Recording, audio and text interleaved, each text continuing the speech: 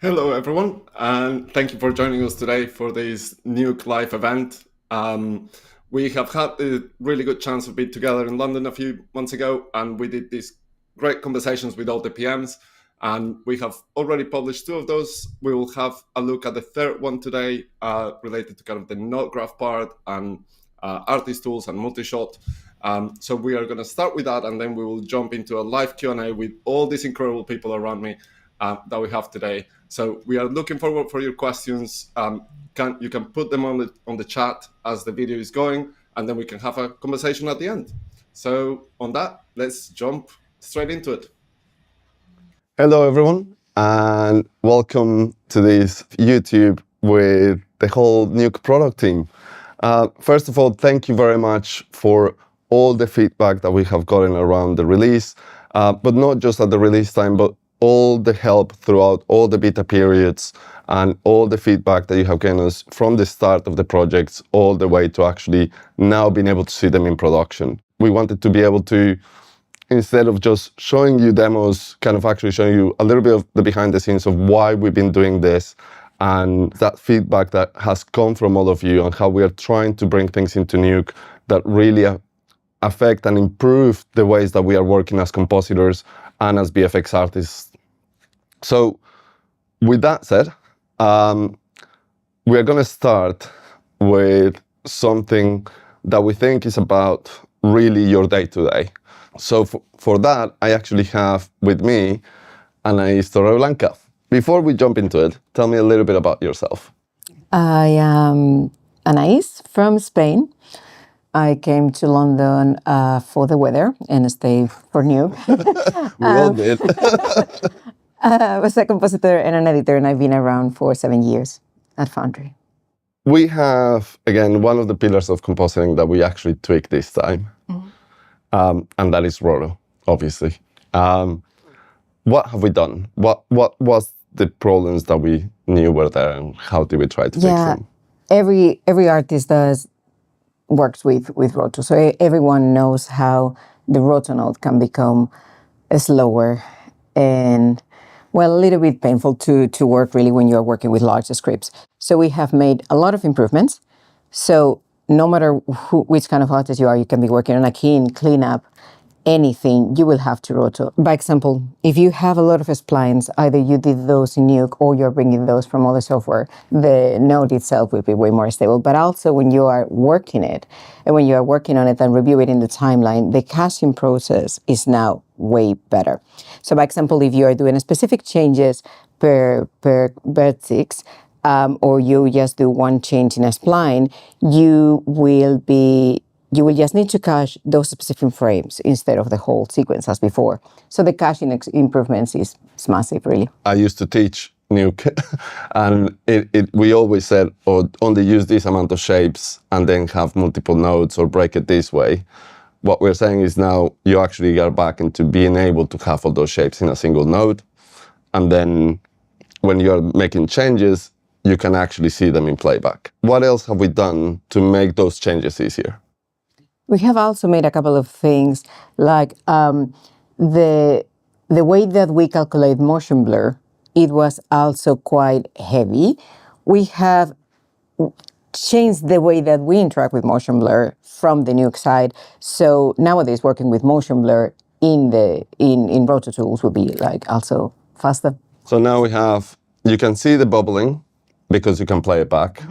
You can see the motion blur, because again, you can play back, and obviously motion blur is part of that.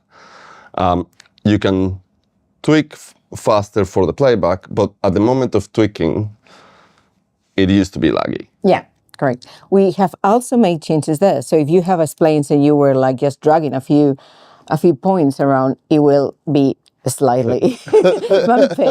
Now that whole interaction is also smoother. So it's just like a better tool. That is, I think, the main thing that we've been trying to do with this, right? Is making the node and the core experience faster, having the artists have that interactivity when they're rotoing.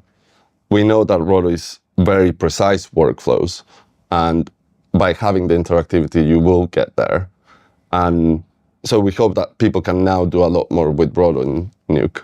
Yeah. Absolutely. We just want to really hear all the feedback. We have made a lot of improvements. We think that those improvements are very valuable. So now it is time just to put it in the hands of the artists and hear their feedback. And we will be here to listen whatever improvements we need to do from this moment on. But that's not the only thing we did for your day-to-day and for the note graph. So we actually have a new type of notes. Yeah, we actually got a few new type of notes, but there is one very specific artist tool that I think that is going to be a very nice one. We got link notes. For anyone that has been working with clone notes, it will be similar, but yes, better. You know, all of you that just had a heart attack with the word clones and the battle scars just reopened and things, yes, we are changing that. Yeah. So for the last years, we actually did a few improvements on the clone notes, but honestly, they were not enough. We were having some issues when working with clone notes. What we have decided to do is just create a completely new node, the link node. It will work quite similar as before. You just do a copy from one previous one, but there are two main advantages. One is way more stable. We don't have the same issues as we were having with the clone nodes. And the second one, you actually can adjust specific settings if needed. So it is a clone, but also gives you the ability to change the thing. So you are actually not having to do what you used before, which was you clone something, and then you realize you need to change one parameter, and then ended up going like, okay, right, I'm gonna expression link all of this except that parameter. Correct. No more special linking if you don't want to. No need for that. So you can just do 5 different clones, which are now links. And if you don't need to change anything, that's fine. And if you do need to, the only thing that you need to do is just go and change the parameter. You don't need to do any expression linking anymore. So it allows you to do that. It allows you to have kind of overrides into each knob and have that for the different sections, and that is available in every node? Yeah, in almost every node, yes. In almost every node, yes. There is a couple of nodes that won't, but the majority will give you... It's basically, it will work very similar as in the clone node, better, but it will work for the same nodes as we were supporting the clone nodes before. So yeah, so we think that this one is going to be quite interesting. Hopefully it opens a few of new workflows there for you on every single comp, you know, from great nodes that you link across and you need to change a little bit of gain and gamma here and there on the different plates, or, you know, transformations, things like that. This will open a few new workflows and hopefully reduce the amount of expressions that we have in the scripts. We'll talk a little bit more about that later because that is related to some other workflows. But so that was link nodes. There is another thing in the node graph. Yes, we got another thing. You know how if you're working with groups in the node graph and you want to see what is inside of the group, until now, what you will have to do is basically open a new tab in the node graph. And to interact with those, it will be quite tedious. So at the moment, if you want to, you can just see all the inside of your groups within the same node graph. That basically means that you are able to have better visibility, but also interact with those things. Connect the viewer to different ports, or different points of groups or live groups. Yeah. So, yeah, I think that is a very good tool. I think that is a very good tool for the artist, to be honest. It's going to be interesting to see workflows, right? We know that not everyone, there is bits of workflows where you really want to encapsulate things and just keep them closed there and no one wants to care. But there is also kind of really nice workflows of, you know, you have a matte paint and anything and you want to work, you don't want to see it because it's too big, but if you can actually open it up and see what is inside. Well, nowadays they can choose. By default, they will always have like a tiny plus symbol, so you can just expand all those groups. But let's say that you don't want to, as you mentioned, like that you just don't care about what's going on in that group, or you don't want to interact with it. You can just disable that. There's no need to work on it if you don't like it. But I think that is going to be quite handy. Yeah, I'm quite excited about this one because I think it's something that I remember people asking always, can we have retractable backdrops, right? And this kind of does that for you in a nice way. So those are the main three things that we have for your day-to-day. There is a lot of other things that we're going to be talking in a moment. But these things, I think, are a main core pillar of compositing with Roto, and then how we take away something that was painful, and we know that clones were painful. We hope that link nodes really replace these workflows, and not just replace them, but add a lot of value into that same space, and have less expressions and things, as I mentioned before, as well as now having the group view and opening or closing them down, or having the option to actually interact with different ways into your node graph and how you construct your node graphs now. So that is what we have in the basics of the node graph, but we're going to jump into a big change that we have done and that the team have been working for a while. This one is probably one of the biggest changes that we have done to Nuke since the beginning, and it's something that Anais and the team have been working for the last couple of years. We did a preview in 15.1, and now it's coming out fully into a release. But before we jump into the specifics of what that is, I would like to kind of have a conversation. Why did we do this? Because users wanted it, that's the first thing. Because artists and studios wanted that. But basically, the way that studios or artists wanted to work with Nuke nowadays, it wasn't compatible with the way that Nuke was designed. So back in the day, Nuke 90s, when it was done for the way that the movies were made at the time. So basically, if they had 8, 10, 12 VFX shots per movie, that's all the VFX shots that they needed to do. So it was basically one script, one artist, one shot. You needed to work in a different shot for different script for one shot. That's not really how artists work nowadays. The productions, they require thousands of shots, and a lot of those things are very similar. So you have to do a lot of repetitive tasks, a lot of copy pasting between different scripts. And if you don't want to work with different scripts, you will have to do a lot of expressions, work with views. Basically, yes, do a lot of hacks to work around the fact that we simply don't support a native way to work with multi-shot until now. Yeah, so it is very interesting because obviously we have been working, like everyone works in a single comp and every shot is a little bit different, right? And so every shot has different bits to be done. But there is a lot of parts that obviously each company have built templating tools, have built ways of doing those multi-shot workflows by adding a lot of expressions or hacking the view systems, as you say. So after all of these conversations over these years around it, what have we actually done to make it native? So we have done a lot of new features, but basically it all comes to the core thing that is a variable-enabled workflow. So we have graph scope variables, GSVs. For anyone that works with Katana, that is very similar to the GSVs in Katana. It's almost the same. So the whole workflow is basically driven by variables. We got a whole tutorial about this, but let's make it quite simple. If you create a variable called shot, and then you add different values, example 1, 2, 3, 4, 5, you can call that variable throughout your shot, depending if you're working with shot 1, 2, 3, 4, 5, etc. But it doesn't need to be only for multi-shot. You can do a lot of workflows with this.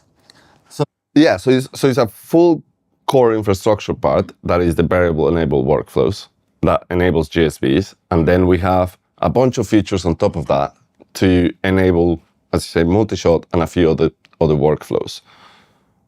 We have put tutorials out there for the multi-shot stuff. We won't go fully in detail of everything, but which components then do we have in this release? Yeah, so the main thing will be the project settings where you have a list of all your GSVs or variables. We have a panel, so artists can work easily with those instead of like having to go through thousands of variables. Just like say, what variable do I want to work on? It could be as simple as shot 3 motion blur off.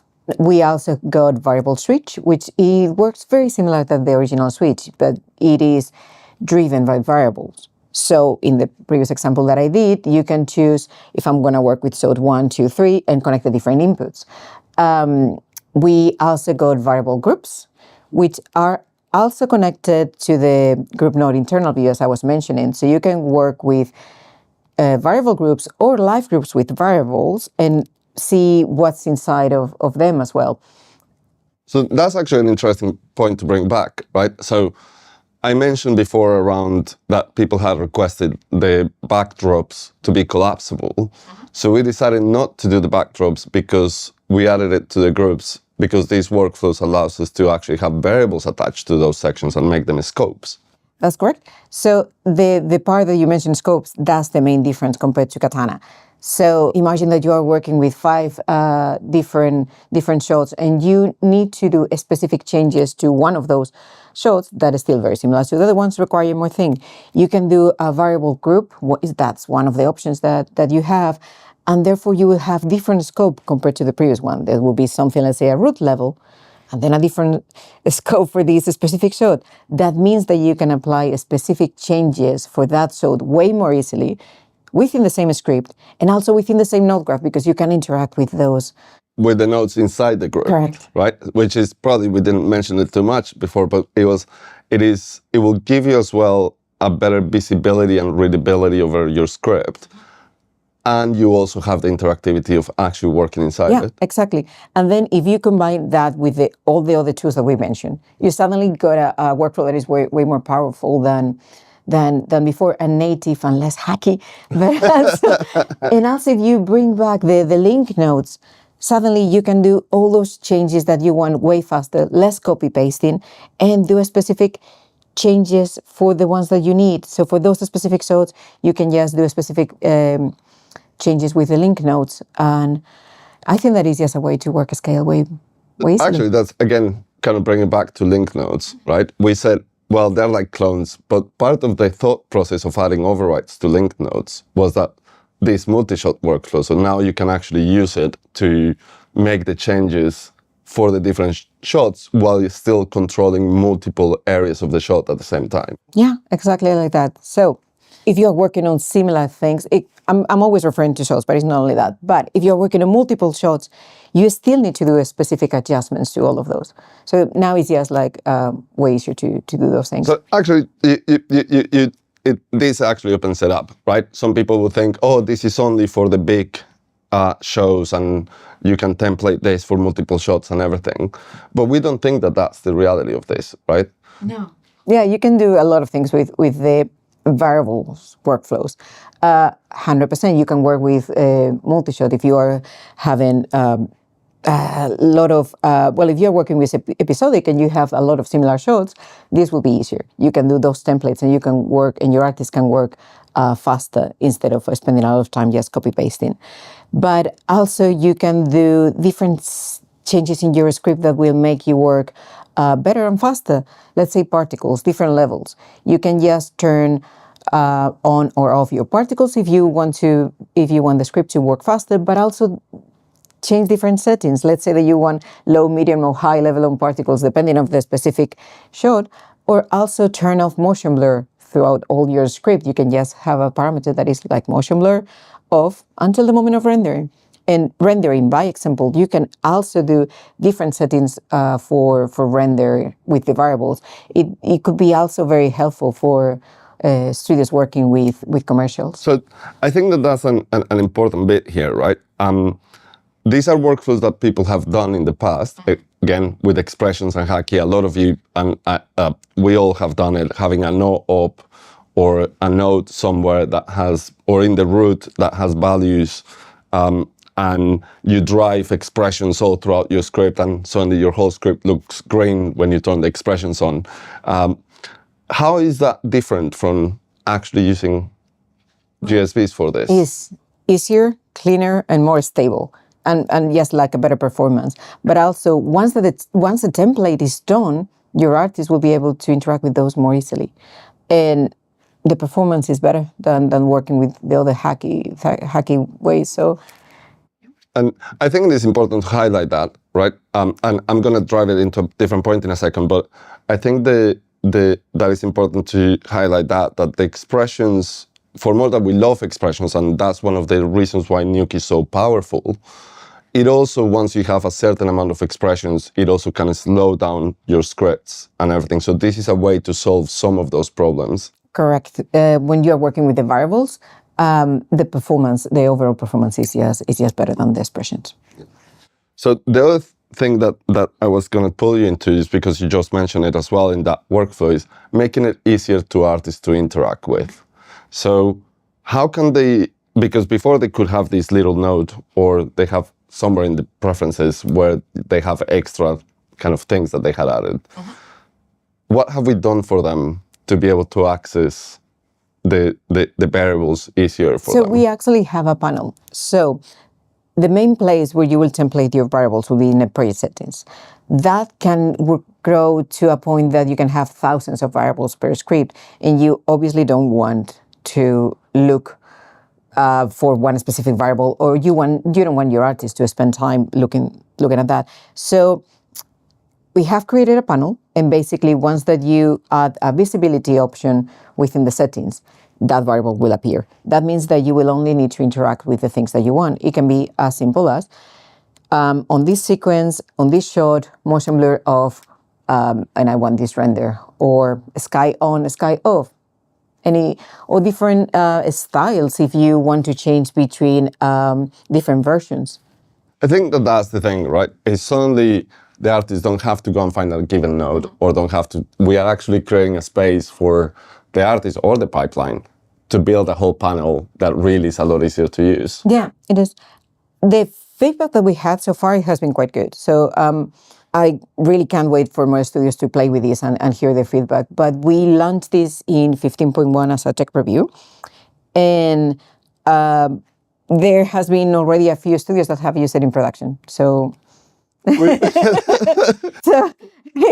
That was probably the biggest surprise that we had over the last few months. So we know that most studios take a little bit of time to move into the latest versions. That's completely understandable. People are working their shows, they lock the version that they use, and they wait 6 months or something when the show is over to try and update the pipeline or bring the new version.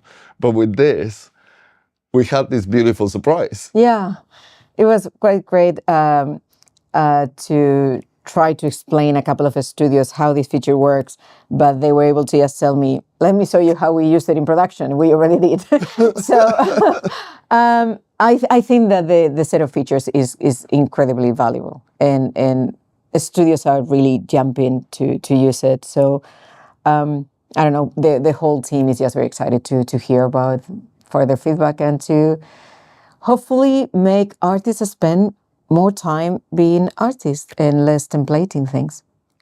I think that is probably one of the main things that we're trying to do with this, right? Is how do we reduce some of those manual tasks? How do we reduce some of the pipeline efforts that have to be done around all of this to make sure that artists just can enjoy the creative side, dedicate themselves to look at the shots and at the group of shots, find them in context, work in context of the group of shots of this show, season, episode that they're working on. Mm-hmm. Yeah, that's basically it. We just want artists to be able to do those things and spend less time doing repetitive tasks.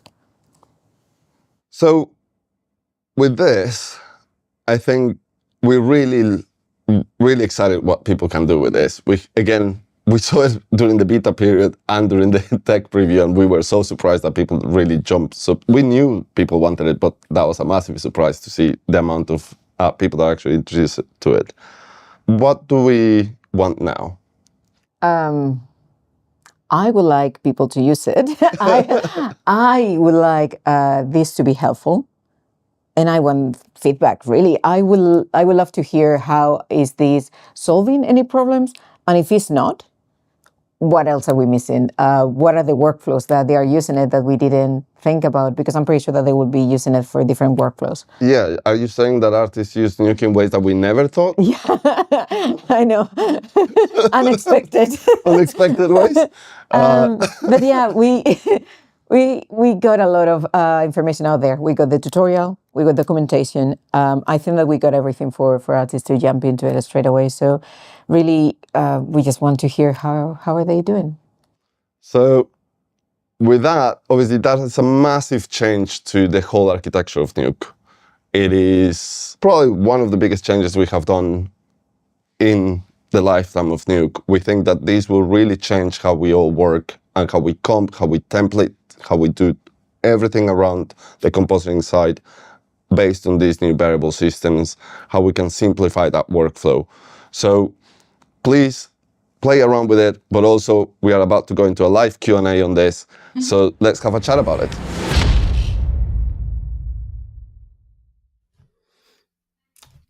Right, welcome back. Hopefully that was interesting to all of you. There is a lot of really good conversations that we had throughout that time in London with everyone, and we want to continue that conversation with all of you here. And so obviously, thank you for the questions that are starting to pop up into the chat. Please continue. I think there's quite a bit that we can chat today. So, right, where shall we start? Shall we start with the hardware part quickly? And we kind of covered some of those bits. There's a few questions around that, and then we move into some of the features that we had. So Hugo, how you doing? Sorry I missed your FMX. So yeah, around the Mac side. So Nuke 16, yes, it works on Intel. As you know, we continue to support Mac as much as we can, obviously, and we will continue doing Macs as much as we can. It will be probably more attached to when as well Mac will do some poses into the OS working in Intel. So we'll be working together with them to make sure until when we can support it. But there will be a point where we unfortunately will have to let Intels go at one point, but not yet. But we'll keep you posted on that one. Then, what are the other questions? Oh yeah, so Calvary HQ, which is asking a lot about the hardware and kind of the specs around on the website. So do we expect someone using a Core 2 Duo from 2006? Well, actually, the funny thing here is that it's not necessarily that people are going to use it as the final composing hardware that they use, but a lot of companies still have a lot of old hardware that they use for rendering or that they have around. So it is very important to us to make sure that you can still run in old hardware. And sorry, Hugo, I'm going to drop you there for a second as well. But, like Hugo is on an Intel Mac from a few years back. So it's making sure that we continue some of that and we continue that support for all hardware into that point. So that is part of using the testing on and making sure that we are actually testing on hardware that we know some facilities still own and still have in their pipeline. So that is part of the reason, but obviously we also know that people are doing ridiculous things with Nuke nowadays, and people are comping things at 16K and things like that. And you probably don't want to use a machine like that to a Core 2 to do some of that work. You really want a proper beefy machine and new network and speed drives, everything that is needed for it. So that is kind of where we are with that. So that's kind of why those system specs are there. So yeah, that is kind of the hardware bit, right? Is there anything that I have missed, people?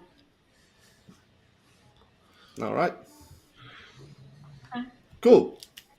So shall we move to some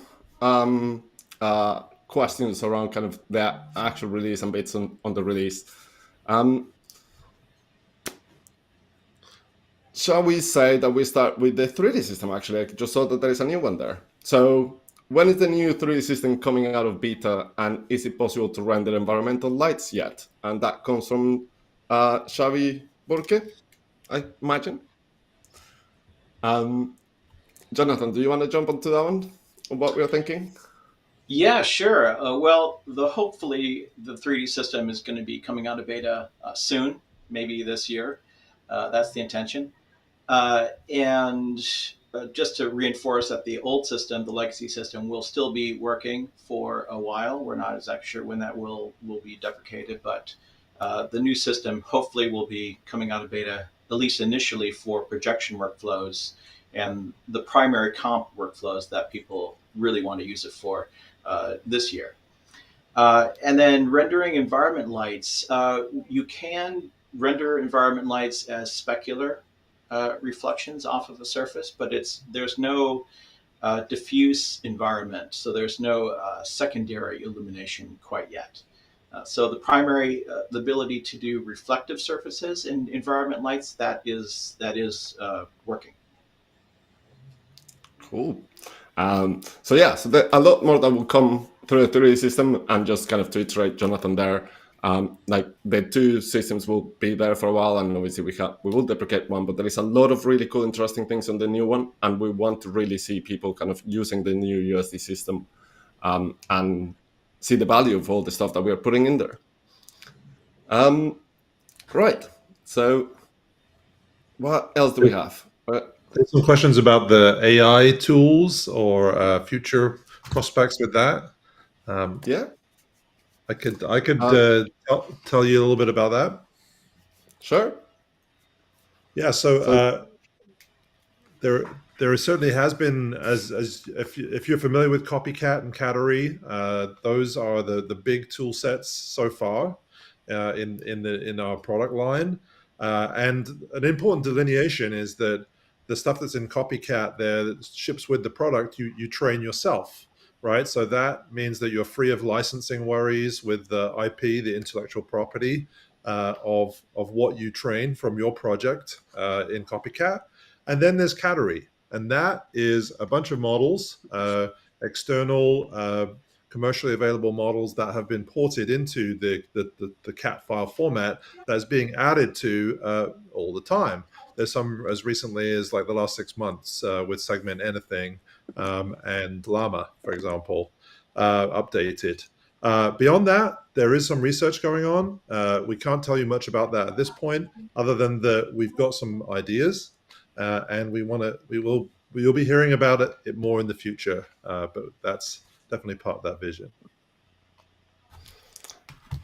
Yeah, and I think it is important as well to, I think, the reiterate kind of the cat stuff and the Cattery, right? You have a lot of models there. There is also people have posted some other ones on GitHub and things. So have a look. There is a lot of really cool plugins. The same that it has happened in Nukepedia, and people creating their own plugins for Nuke. That is part of what we wanted to do with the Cattery, and with kind of the cat files and the ability for people to create some of those nodes. So yeah. About the community. It's all about the community. Yep. And right, what else do we have? Ooh, actually, Jonathan, particle systems on the 3D. Yeah, the particle system is going to get upgraded. It's not going to be happening with this initial coming out of beta release. Again, we're focusing more on texturing and projection workflows, like the core, the main use of the 3D system in Nuke. Particle systems will be an ongoing effort, and we're going to be using the power of USD's engine to enable that. And the main thing that we'll be attempting to do is to keep the current particle nodes functional and make them work with the new system. That's doesn't really work at the moment, but that is the intention. And then we'll be upgrading the particle system to take advantage of all of USD's powerful functionality, and that will be coming in the future.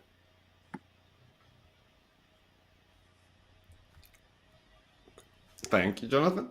And I think since we don't have Chloe here, there was a question actually in one of the videos from before on if we have thought about moving the Blink script editor as well to other areas of the script editor. Yeah, I think that really is based on interest. If you guys would like to see any different things on Blink script, yeah, let us know. The more the users want those things, the more they will prioritize this. So if this is something you would like to see, please reach out. Thank you. Right, what else do we have? Let's have a look. Actually, there is actually starting to be a question about multi-shot. Is the multi-shot work with OCIO shot variables? Can we actually make those two work? Yes, but it's also in progress. We did have first implementation, and there are some cases where you will be able to work OCIO.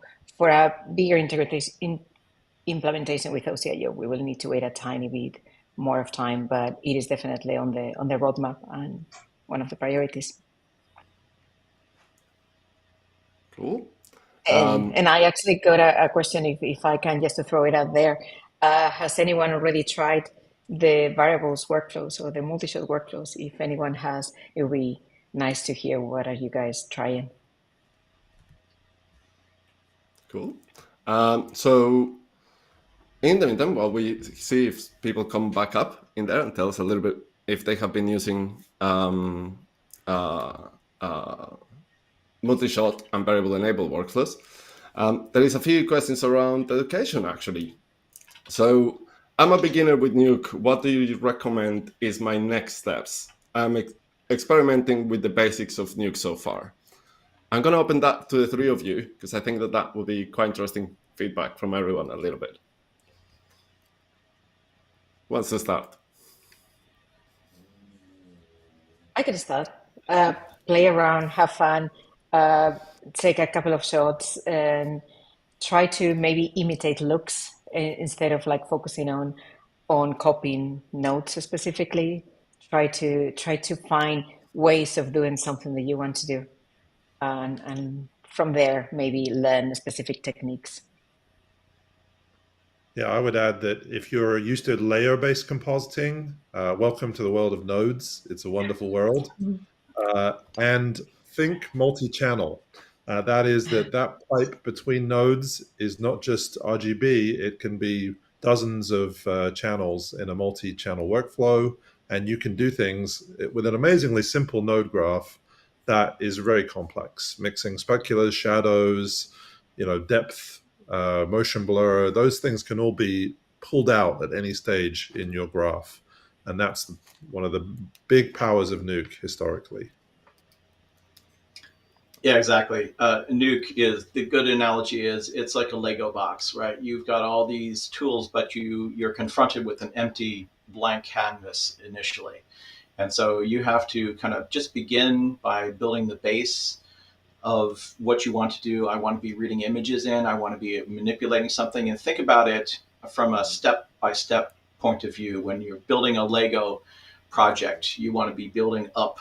And that's exactly this kind of approach you should take to building a Nuke script. You want to be thinking about your ultimate goal, but where do I need to start? I need to start by reading an image, and then I want to do something to that image, and then find the Lego pieces, right? The nodes that you need to do each of the steps, and just get familiar with the kit. Get familiar with the nodes that you have at your disposal, and that's a key piece to learning how to use Nuke, is understanding what you have at your disposal. So it's like, I know I'm going to pick this Lego part and make this window a certain shape, and I'm going to use a particular node to do this function.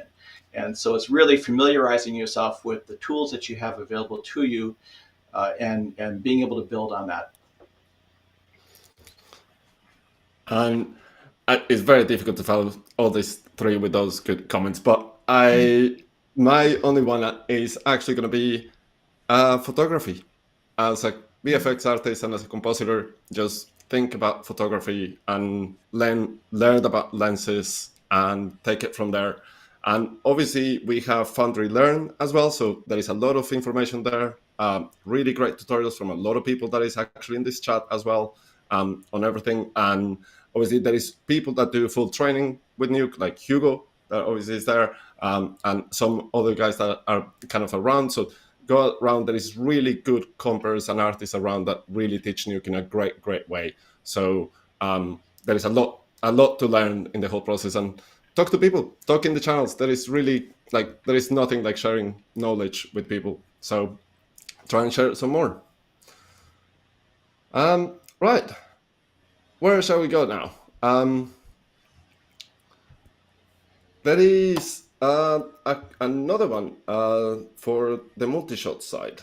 So with multi-shot, a hack use, especially with studios, how do you see Nuke Studio position as in this multi-shot workflow?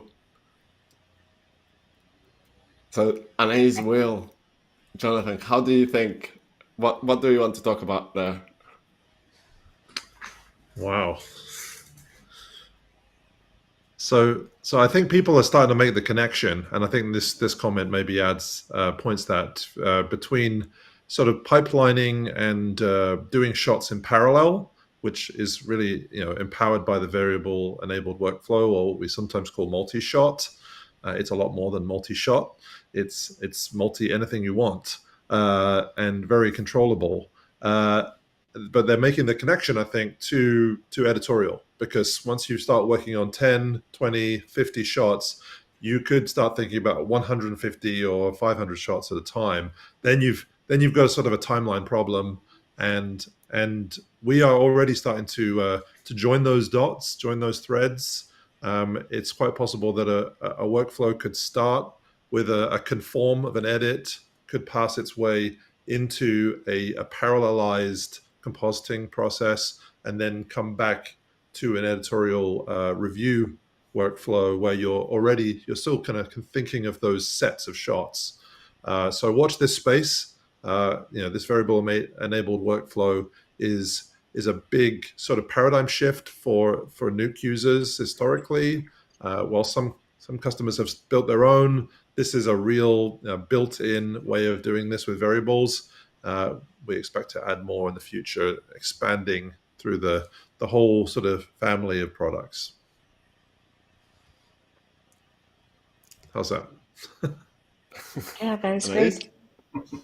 Yeah, that's great. I would just say, like in 16.0 and 15.2, when we have released multi-shot, those are a bunch of features for the node graph. They are quite robust. There are a lot of things that you can do already, but that's really not the end, not the goal. We really want to go beyond that. We are going to be working on the pipeline, and eventually, obviously, the goal is to combine all those great sets that all those great features that we already have in the node graph with the timeline and bring that into Nuke Studio.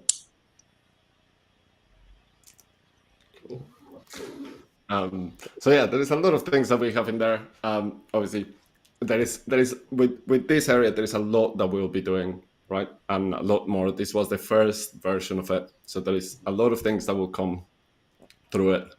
Right, I'm gonna move us on to actually, this is an interesting one, File.io, and it's a question from Hugo. Any plans to support more video formats? Example, newer MXF version from Sony, new SDKs from new video formats from more cameras. In a word, Hugo, yes, we're going to do a big round of updates. We're watching constantly, and we're talking to the camera manufacturers, making sure we're tuned in to what people need in comp, as well as all the other cameras out there. So we're prioritizing those. You should see some updates in the next major version of Nuke, as well as a File.io, coming to a download near you, not too long, hopefully. Cool. So I'm actually gonna go back. Actually, no, let's do this. So again, sorry, I'm gonna pick another one from Hugo, but will Jonathan and Ian's talk from FMX be released on YouTube? I don't know.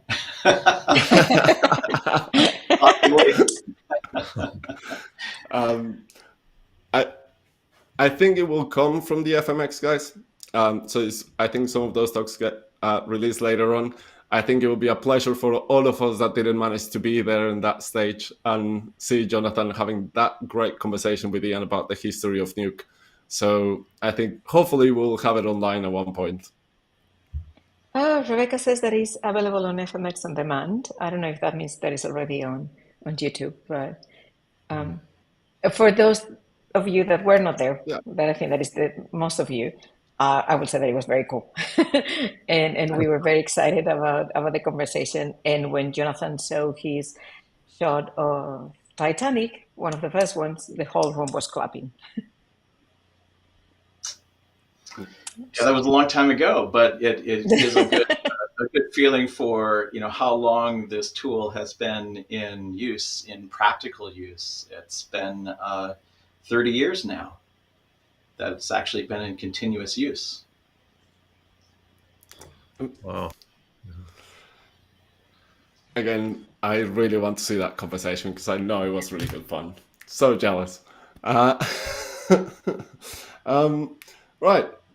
I'm going to take us back to multi-shot because there was a few other questions that came through as we were discussing and I moved through. So this one I think is quite interesting. So Farai is asking, for smaller teams on solo artists, what's the smartest way to plug multi-shot workflows and variables into a lean nuke setup without overcomplicating things?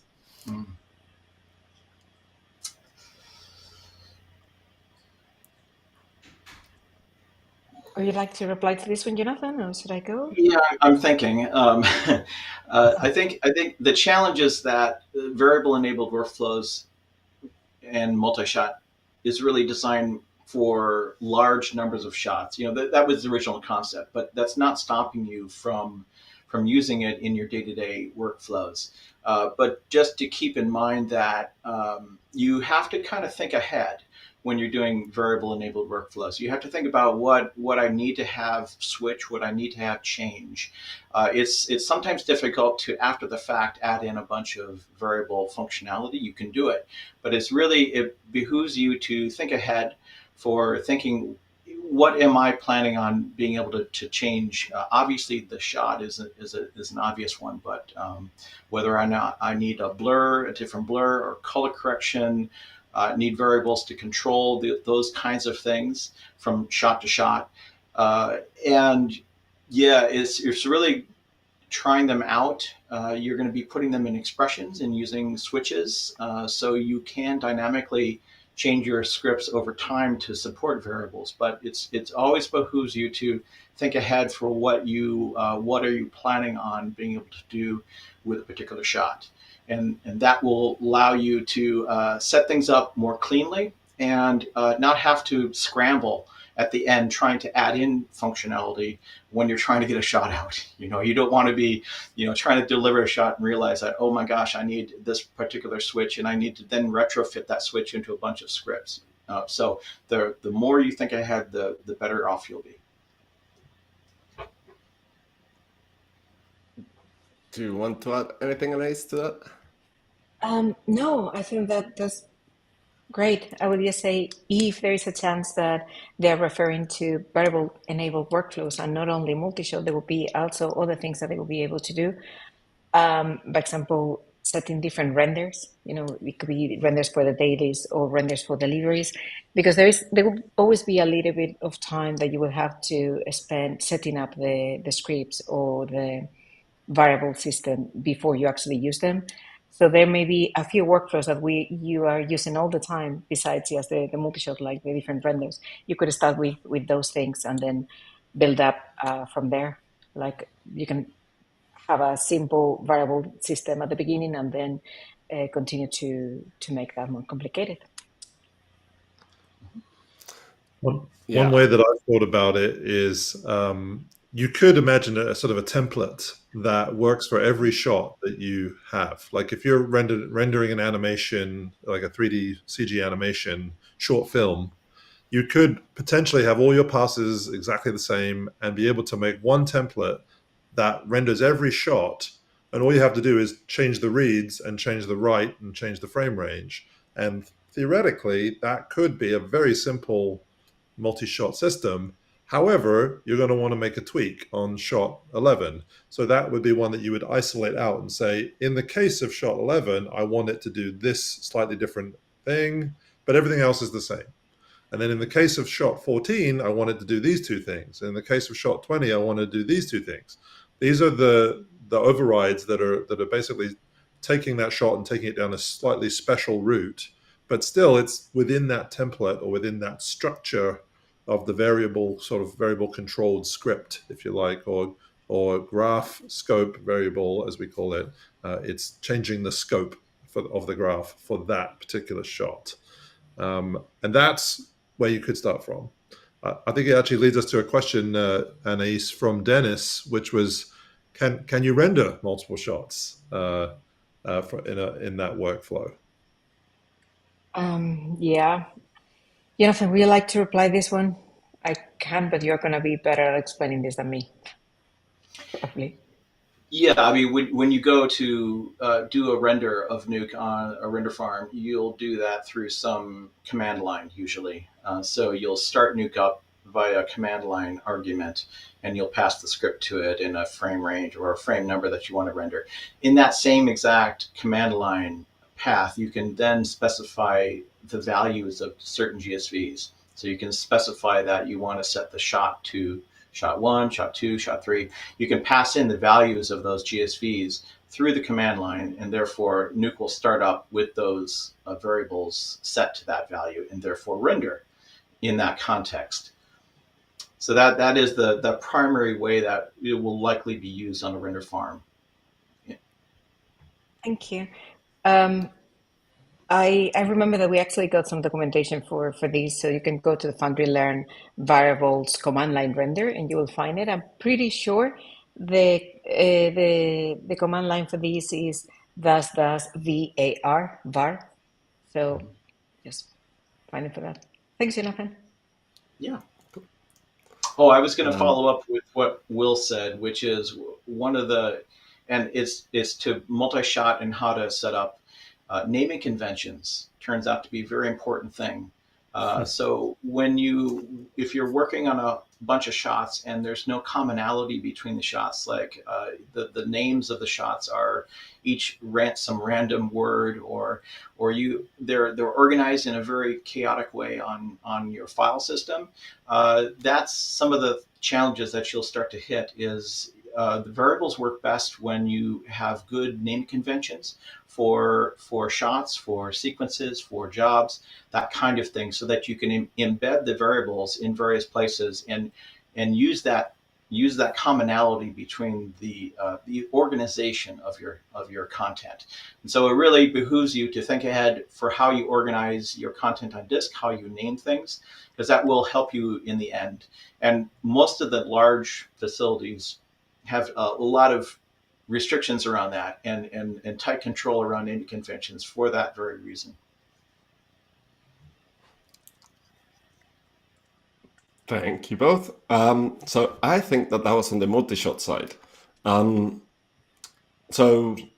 I'm going to move us on. There's a few other bits coming around in different areas. So let's actually move to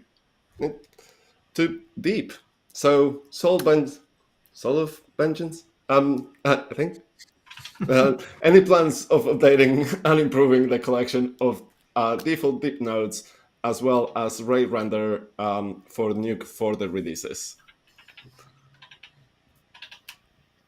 Jonathan, do you want to have a first go, and then I'll have a chat? Yeah, I mean, to Ray Render specifically, the new Scanline Render 2 version is a ray tracer, and so will replace Ray Render. So the intention is not to update Ray Render to work with the new system. It's to basically include the ray tracing capabilities of Ray Render in Scanline Render, so it will just simply be a single render node. And then do you want to talk about Deep one? Yeah. And Deep, yeah, so with Deep is an interesting thing. We are looking at what we do around the system. There is quite a few bits and pieces to do there. Especially we think that speed is an important part with Deep, and that is kind of one of the main things that we are thinking about and kind of looking into. If you have any specific workflows, nodes, things that you're looking for that you think we should be supporting, please let us know. That'll be great to know as well what type of workflows you're trying to do with Deep that you cannot do at the moment. I saw a couple more questions on AI, referencing ModNet from Jamie Bello there.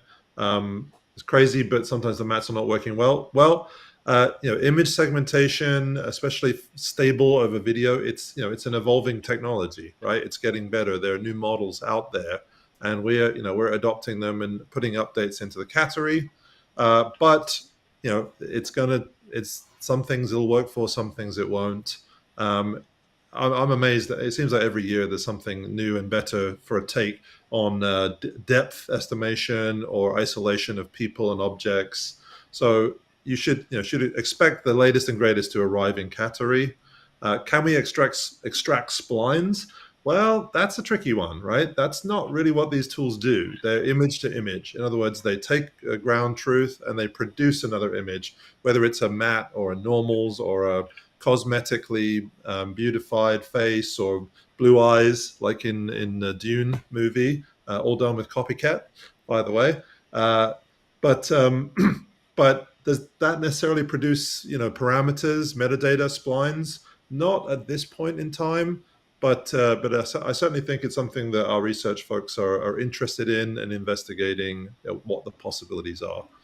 So again, we'll talk again on this one, I hope. Yes, we'll continue talking about ML and things as we go through the next few releases. But I think an important thing that you just said there is the splines, and I think that probably a question back for you guys is that as you are comping still and doing a lot of work in there, how valuable are the splines? And we think that the splines are really valuable. We think that you as an artist are deciding where the splines are, where the edge of the things are. And for us, that is why that is so important. So,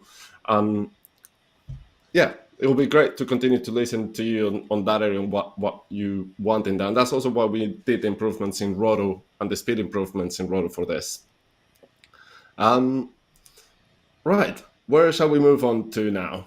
I'm gonna move us to there is performance questions, I think, is the next one. Yeah. Can we release project workloads focus on key new components for performance purposes and benchmarking? So this one has been an interesting one. We have done some basic things with different providers around this to make sure that people have an idea of kind of the type of workflows. It really depends on, are you working in 8K, 16, 2K, 4K? What is the infrastructure that you are on? It has a lot of variables. So I think each studio kind of have built things for that. Now, the main thing that we are interested at the moment that we are looking at is if we can actually give some internal tools that we use for us in development to give you some more performance information. So at the moment, we have the profile node that exists in the node graph.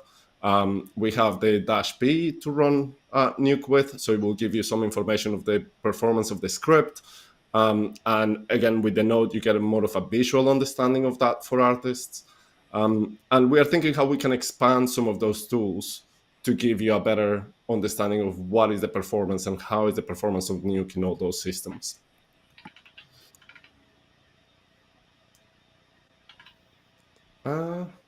Cool. And then there is a question around, oh no, that was as well about benchmark, which I think is kind of from CoolBFX, which I think kind of matches kind of that answer, I think. What else do we have? Right, so platform. What is the best action I can take to migrate to Nuke 16? Right now, I am using Nuke 15, and I read that the PySite version has changed. Most of have accumulated a lot of Nukepedia tools, third-party plugins and Nukepedia tools. So how can they move quickly? Well, welcome to the world of updating software to the VFX reference platform. But that is an important thing, right? Yeah, as you point out there, that person writing, it is PySite 6 that is now supported now in version 16. There are some updaters out there, like the sort of Python 2 to Python 3 updaters that might be worth looking at. I'm told that the syntax between PySite 2 and PySite 6 is not that different, but maybe in your case it is going to be more complex. We've accumulated a lot of stuff like that ourselves that we have to budget for in an update.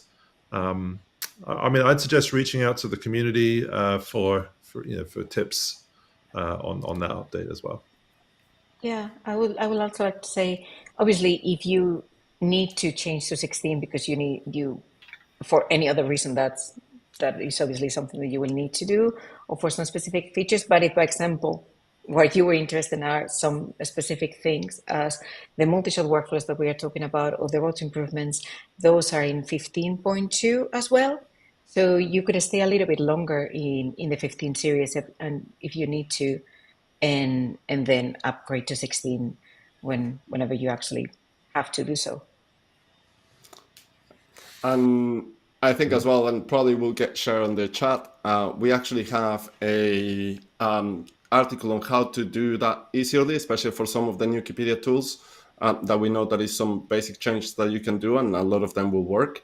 And we know that a lot of the Nukipedia people that have put their notes there keep updating them with time to actually do the update. We try to let people know as soon as possible when we are doing these changes. Like this is part of the BFX reference platform requirements that we built with the different studios and the different software vendors and everything. We all agree on kind of these things. So it would be always good to actually kind of check those are released earlier in the year, so everyone knows kind of where we're going and what changes we will be doing for that next year. So I always suggest to people to always keep an eye on that, because that will give you an idea of which libraries we will be changing throughout the next year or so. And normally that gets released around SIGGRAPH as well, so you can actually find that information normally after SIGGRAPH. Right. So the next one I'm going to go with is I'm going to leave Claudia. I'm going to get to you. I'll get at the end, but I'm going to jump into Hugo's question on NuKindy. Are you planning to include more NukeX features in NuKindy? Thinking, for example, 8K support or more Python, for example. So on this one, it's something that we are reviewing permanently. And we are looking at what are the needs of the community of the NuKindy site. It's something that we're looking into. What is that? Most of the NukeX stuff is there. It's actually just the resolution and the Python part. But the rest is a whole Nuke Studio, right? NuKindy. So the main thing is kind of what are the workflows that we want to enable. The resolution is probably one that sounds very needed at the moment. So we probably are looking into that. And yeah. That'll depend as well. It'll be good to know, for example, with the Python one, what are you trying to do that you're missing on NuKindy? That would be quite interesting to understand what are the needs at that space and what type of pipeline you're trying to do there. I'm gonna move us on to the last one, I think, from the questions. I don't know if there has anything else been going on, but I can see Claudia asking about how is NukeStage going to fit in? Well, it fits in. It fits in the sense that it is part of the family, and we understand what we wanted to do on set and bring Nuke onto set. Nuke has been on set already, but how can we actually be part more on that real-time workflows and at really high resolutions? And how we can bring the experience of comp artists, and we have been the ones that have finished the shots normally, the people that actually understand the lens and what is happening on that final shot, and how can we create that final look. So if we're going to go back to set and try to create some shots there, we wanted to give that experience of Nuke and compare that and understand the workflows that we have from there. So the idea will be, what you will get is that ability to actually, if you listen to what we're doing on the 3D system and around projection workflows and matte paintings, it's kind of that connection from that part of the workflow to being on set. So that is how it fits, and there is a lot of connection in that area. That is what we're trying to do at the moment, and that is how NukeStage came from. Austin Myers is telling us that 16K is so last month and that now it's 32K. Is that Austin? Yeah. So, yeah, I know, Austin. This is I keep joking every time that we go to NAB. What is going to be the number of Ks this year? but is continues to increase. To increase, and it is very, very interesting. But I think there is moments that is worth it, and the question is, we should be using those workflows when they're worth it, and when they're not, we should be still kind of keeping our minds and do a bit of sanity check of why we're working at those resolutions. So that's my suggestion, though. Always have an 8K Right. proxy, I guess. That's one way to do it.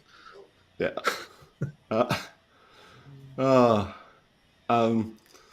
Oh yeah, I can see people running around with stereo as well on top of that. I know.